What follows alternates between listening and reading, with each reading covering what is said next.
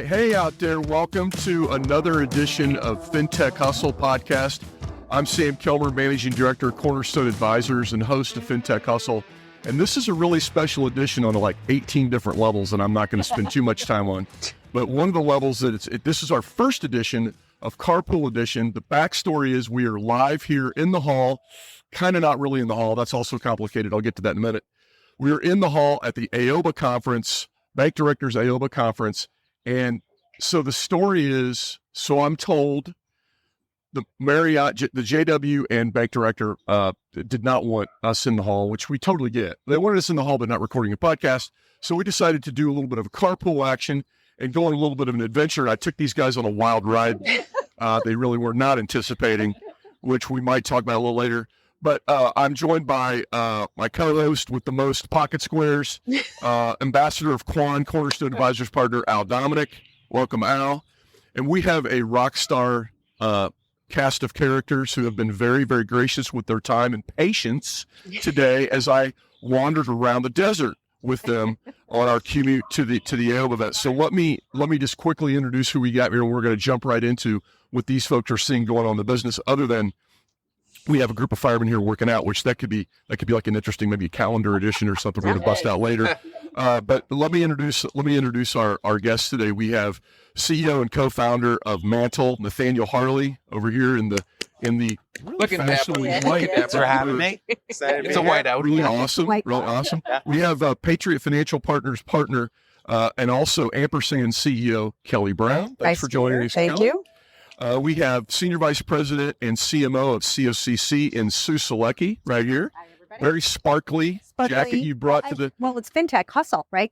True. Let's go. And it could also work. Maybe we'll have an episode in Vegas too. But I love this. Love this jacket. And then last and certainly not least, COO of Encore Bank, Erin Simpson. And thanks for joining us, Erin. Hello. Thanks for having us, Sam, on this adventure. It's a total adventure. So with that in mind, let's just kick right off here and tell me a little bit about the day in the life of Erin Simpson. What's your typical day at the office look like? I know you're on a call earlier hustling down some stuff. So tell us a little bit about the day in the life of Erin. Yeah, so the day starts early in the morning with lots of emails, but trying to just keep all operations in check at the bank, make sure everything's running the way that it should, make sure there's nothing that's broken for the day, and that everybody gets their questions answered and we can run smoothly. Excellent. Smoothly running. Better than the car trip can be on the way here. Very good. That was, by the way, I'm blaming the integration between Google Pins and Apple Maps, and we thought that there probably is a fintech metaphor there between the origination system or the mobile system, whatever. Hey, Sam, You always got to be able to fix it. as you're hustling in, can I just hop in and, Of course. Erin's not really giving a lot of credit to Encore. I would say in the United States, there's some banks that are doing some really, really, really cool things on the tech front. And I use Encore as kind of like one of the shining examples of you can do really amazing things if you get the people in place and the products to align with different business outcomes. I think this bank is one that folks need to pay really close attention to when they think about creating value for their customers, because you guys have done an amazing job. Well, thank you. Thanks, Al. Our goal is to have the best end-to-end technology that's available out there for our clients, for our partners, and that includes our internal teams too. We want to use what's on the forefront there, but also what all connects. And we want to make sure that what's out there for our clients gives them the best experience possible. So we're committed to doing that on the deposit front, on the lending front, on the treasury management front. And we've got great partners that we work with who make that possible. Excellent. What about day in the life of Sue Salecky? What's that looking like, Sue? It's just so riveting, day in and day out. No, but pretty much, it's a balance between finding new business and making sure our existing clients are happy as well. So we partner with a lot of great providers, and it's making sure that our clients have that experience, very much like what you're talking about, and just day in and day out, living the dream and trying to create good interconnections between financial institutions and technology. Excellent. And Kelly, you've got a lot of irons in the fire with Patriot. I do. And so tell us about the day in the life of Kelly. So lucky me, I get to wear a lot of hats, right? And so I think the great thing that I look forward to every day is to be in the banking industry. I've enjoyed it since I was 19 years old, and now I get to do it with hundreds of banks, either with Patriot Financial, which, if anyone listening knows Patriot Financial, you know how unbelievable this team is. And to be the CEO of one of the companies that we've invested in, along with Jam FinTop, and lead a team that I've worked with, I think the best in the deposit game, every single day, and then talk to banks every single day. That's how I spend my day. So anything we can do to help banks on the deposit side, or if they need capital, it's like I'm a one-stop shop. What you need? You need deposits, you need fees, you need capital. We can help. So one of the things about Kelly that's cool, and I love Sam showing up where it's like blazingly hot. He's going all black. He's like Johnny Cash coming for us. But what he doesn't have is the Gonzo banker logo anywhere close, which is too bad, because Kelly was recognized for something that Sam and I saw in Nashville, Tennessee in October with Jam FinTop, where they were bringing folks up on stage, asking for like the 2-minute pitch. And Kelly, to her credit, was like, "You're giving me 2 minutes. I need one." And she nailed it, drops the mic, walks off, and really set the example of how do you explain what you do as a business in a way that's memorable and actually impacts people. So Sam and I left thinking, man, that was a really cool way of introducing what Ampersand does. And so to bring it all over to the hustle, I think is a really neat thing from your point of view. Yeah, absolutely. And that was one of our 2023 Gonzo Awards, just because unfortunately, there's a lot of lame pitches out there. It's something that the industry, I think, really needs to work on. But it's important. It's important to point out, though. I think in 2005, you guys I'm an OG with Cornerstone. You guys sent me a T-shirt with the Gonzo logo, and I thought, how edgy are these guys, and how cool. And I used to read the newsletter every. You used to read it. You're supposed to still read it. Still do. This is when I was a banker. Okay. But it was refreshing, and so I was really proud to get your T-shirt way back in the day. Well, and as you point out, as I start sweating bullets here in the blazing hot black shirt, I'm reminded also that Nathaniel Mantle actually won a Gonzo Banker Golden Cufflinks Award, because you guys seem to really crush it on. Where are those? I forgot those today. Hoodies and cufflinks. That's an idea. But tell us about a day in the life of Nathaniel. Yeah, I mean, every day is different today, but the first half of the year to me is about spending as much time with our customers as possible. We just saw some pretty amazing growth over last year, and to me, there is no more important thing than spending time with our customers, new prospects, and really learning, what their problems are, what their needs are. And at the end of the day, I feel like I'm a very product-minded CEO. And so what that really allows me to do is get on the front lines, understand where the puck is going, bring that back to the team, and then, hopefully make sure we're delivering a product that, as you were saying, helps drive deposits, help drive efficiency, and it ultimately makes our partners really happy. When you're saying product, you're talking hair product? Definitely hair. Because when you're saying what's a day in life, like you've got some of the best hair in the business, and that you don't just wake up like that. So I'm sure you're taking like a good hour to make sure it's all looking just on point. It's funny. Yeah, we started the company, and we named the company Mantle. And 6 months after starting the company, you Google Mantle, and all of a sudden there's another company named Mantle, and there are men's hair products. Fast forward 6 more months, there's another men's product, and it's called Jack Henry. So I think they looked at the enterprise banking software space, and they were like, all right, these names are working for us. That's awesome. Note to self, I want to talk to don't Dave get Foss and Greg Adelson later about this hair product line, because that could be the Jack Henry hair good for margin. Introduced. Exactly. That's a concept. I love it. Well, I am also glad that you two are your coiffeurs are bringing up the team average. Oh, put that away. Anyway, but hey, listen, I have to ask, since we are kind of at AOBA, let's just call it across the street in the desert. It's a nice movie theater over here too, if we need to step out later. I'm just curious if you had one big takeaway from this conference, or one thing that really just grabbed you by the lapels or whatever. And I'm just curious, anybody have one on that? It's something that real big takeaway? Well, for me, from where we stand today, mine was that everybody's struggling with some of the same things, right? I mean, everybody's goal is to bring in deposits. Everybody's focus is shifted from lending over to deposits, and what are the best solutions out there to help you bring those in. And I'd say the other thing is data management. Everyone seems to be getting into the data warehouse space. We're getting into that space, but there's uncertainty around how do we make sure that the data is accurate, that there's integrity there. And I'm just trying to find somebody that's a specialist in that and help us. But I think there's a lot of opportunity there. And that's what I'll be taking back to my board is just how do we protect that? How do we do that? Can we use some of the vendors here that we met with and just tell them what we've learned about driving deposits and who we can work with? And one of those partners is Mantle. It's interesting. I totally agree. And I feel like last year was very much about like, how do we drive as many deposits as possible? A lot of liquidity left the system. I feel like there's been a little bit of a shift in tone also because now there's much more focus on pricing. Yes. People are trying to figure out, all right, how do we stop paying top rate to go get these deposits? So that's been an interesting tone change. And, I think everyone's waiting to see what the Fed does to see, how deep do we go into lending and when do we start to turn that on? Also, totally agree on the data management side. I think, everyone is focused. How do we use our data to drive more efficient marketing or fraud or, all of these things? So it's when I got out of university, which by the way wasn't recently, and I entered the banking market, I found that at the time, credit analyst was like the good entry level job. I was like credit analyst, lender, chief lending officer, CEO. That was the career path of the rock star banker.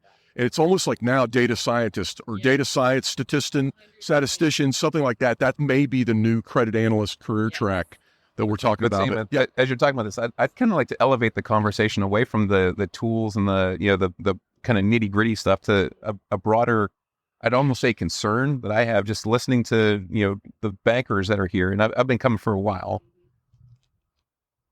The succession challenges that many banks are facing is so pronounced. And when you think about using technology, you have to have practical experience with what's worked and also what hasn't worked. And so you can't fake that.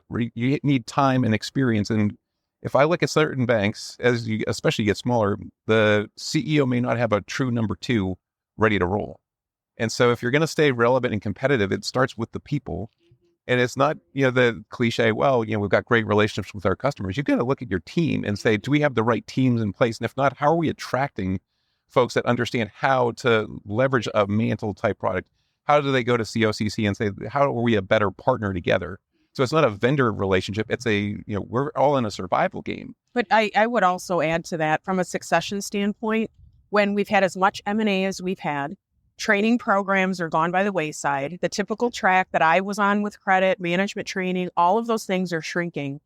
We've got to do more as an industry to promote youth, young people wanting to get into our industry. Yeah. In the state of Wisconsin, we started the Marquette University banking program that's specific to finance majors and got a group of banks nationwide to help us with that because succession is the key. It's huge. And that's spot on because I think that, for COCC, we created a leadership program specifically for that. So we had younger individuals that needed to understand a little bit more about leadership. Specifically, they had the tech skills. They can understand that, but it's the leadership piece that was missing for them. So, that was really important for us to see that with our own employees and being a great place to work is really a driving factor for many individuals looking for a new job. Yeah, but I think it's not only just succession. For us, it's backup, right?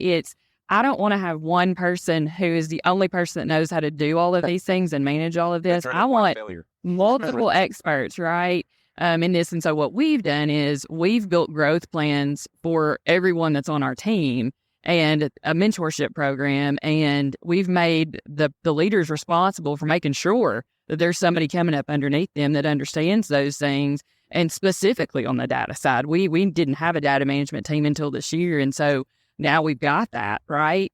But I think the partnerships with the vendors is still so critical there and understanding. And that's where I think right now people don't know quite yet because it's so new.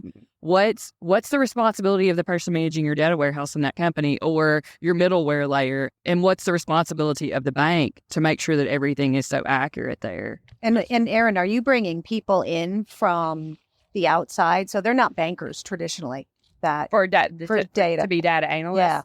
Yeah. So we're fortunate enough that we had a just bang up project manager in Erin Melton who managed our Q2 project. And so she had interest in coming over and learning about it. And so she's going to learn under our person who's over data, who's also rockstar, Carla Dial. And we feel real confident with them. And it's better because if you got somebody that knows the data in your system and your core systems, if you have somebody that doesn't know that, then you've got to teach them all that right. And it's you got to know the structure.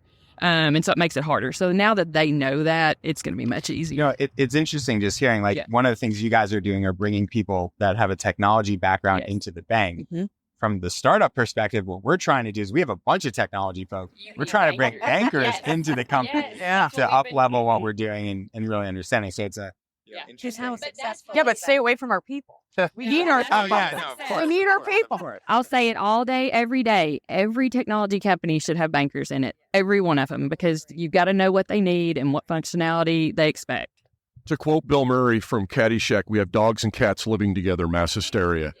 I having been on both sides of that table in my career, I loved going back and forth from but there's just not been that many people that I have done that as much.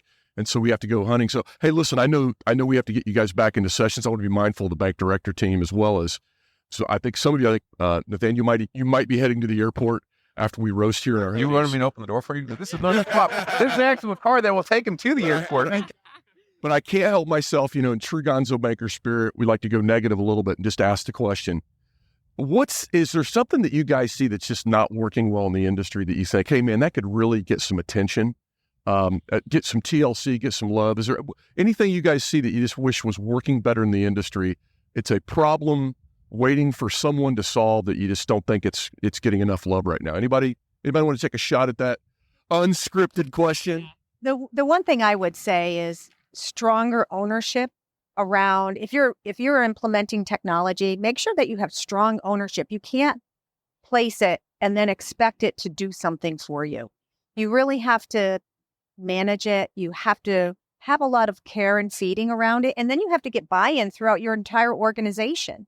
So there were a couple of times in the sessions, it's like, have you ever tried using this account opening product? Have you ever done it as a bank executive? Well, no. Why not? You need to be invested in the technology if you want it to succeed. I think the biggest thing that I'm seeing is complacency, right? And it's kind of a cultural shift that maybe 5 years ago was way worse than it is today. But there's so many forward-thinking banks like Erin at Encore, and we work with Connect One and Grasshopper and all these banks that are on the front line. But there are so many other banks and bank CEOs and bank executives that are just kind of waiting and seeing right now. And that's scary, right? It's scary for them because the industry is changing. There's so much competition. And now is the time to really invest in that modernization to make sure that you're going to be around, for years to come. I would say the thing that I'm struggling with is I want everybody to connect. I want all the fintech partners to connect with one another because I don't want to enter anything twice. I think it's inefficient. And so just getting everyone to work together so we've got end-to-end processes that truly just leave no room for inefficiency. I would say outside of technology, from a regulatory perspective, banks getting more involved and being more vocal with their lobbyists, with their associations to get some of these, what I'm hearing from what people are being subjected to from a regulatory perspective is frightening. It's unwritten rules that you can't figure things out. And we've got to, as an industry, get a lot more aggressive. And it's very costly. It's extremely costly. So that's what I would say from a regulatory perspective. Al, anything you'd add to that? I like what you're surfacing as a concern because we do have this massive opportunity to do great things, but if we're going to be slow and deliberate, banks are just going to be bypassed. One of the big things that was coming up early at Acquire Be Acquired was these non-banks and the mega banks are just killing it in some places. And you can say, well, I don't really care about the individual, customer. That's nonsense. That's just giving yourself an excuse that you shouldn't have to do. And so if they can figure out how to get huge organizations that have, technical debt and legacy mindsets and teams that are inclined not to change because you don't get promoted for, doing anything but not failing, and you're letting them win, then what are you doing for yourself? Like, are you really pushing yourself out of your comfort zone and figuring, how do I explore something that's uncomfortable, but it's going to create some type of differentiation that I can rely on? It's a mindset. It's all people related, and the tools are so cool. But you can't start with the tools. You can't start with the tech. You got to start with what's my business? What's my culture? What do I want to keep? What do I not want to change? What do I not want to change? Needs a little bit more discussion because you can't just chase everything. Otherwise, you're wasting your time. Well, and you can't be afraid. I think there's so much fear. And I think what Nathaniel was saying is people are just afraid to be the first one out there or even the second, third, or fifth. It's like don't be afraid of it. These guys work super hard, and they build these companies. They don't start them yesterday. They've been working on them for years and years and years. And so if they can solve a problem, if they give you a solution to solve a problem, then like let them help you, and they're not going to let you fail. Just try it. Don't be afraid to change. Yeah, and I'll tell you just real quickly. Erin was being humble earlier, but Al, to your point around Encore Bank, but also Erin, your session. I mean, I think Brad Smith, our colleague, had said that it was the longest line waiting for people that he'd ever seen at the end of it, waiting for a speaker at the end of the session. So mad respect to the bank director team for having people like all of you on the agenda and having really great sessions, and mad respect for the event. It's just very well planned. I mean, this is just it's one of the preeminent, if not the preeminent event of the industry, and we're glad to be here. I'm very grateful for a couple things. One is I'm grateful for these great guests who allowed me to take them for a lengthy commute in the desert today. And also mad respect right there to Bailey Wishart, our producer, for setting up shop here in the desert. And no scorpion bites yet. And mad respect for the air conditioning you're going to use as soon as you get in the car, because there's no way that Sam Kilmer's not going to be melting if we do this for any more than another 30 seconds. It's a new weight loss technique. It's called sweat. Okay. Anyway, well, hey, that's it for this episode of Fintech Hustle. First edition of Fintech Hustle, Carpool Edition. Thanks for joining us. See you out there on the road in the next podcast.